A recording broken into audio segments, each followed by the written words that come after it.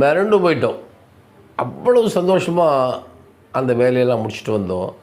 இது வெளிப்படங்களுக்கு மட்டும்தான் வாத்தியார் பண்ணாருன்னு இல்லை, அவர் சொந்த படத்துக்கும் அப்படி தான் செய்தார். அதுக்கு உதாரணம் நாடோடி பண்ணல விஜய் இது வாகினி ஸ்டுடியோவில் இதே மாதிரி சரியான முறையில் சாப்பாடெல்லாம் இல்லை. எப்படி சொல்கிறதுன்றது கொஞ்சம் பயம் இருந்தது. வாத்தியார் படமாச்சு. அப்போது இந்த கோபாலன் சொன்னோமே, அவர் மூலியமாகவே இந்த விஷயம் வாத்தியார் காதுக்கு போச்சு. வாத்தியார் கூப்பிட்டு கேட்டார், ஏன் அவங்களுக்கு சரியாக சாப்பாடு கொடுக்குறது இல்லையா? இல்லை பட்ஜெட்டு கொஞ்சம் ப்ராப்ளம். ஓஹோ வசதி கொஞ்சம் வரும் கம்மியாக இருக்கு இல்லையா? ரைட்.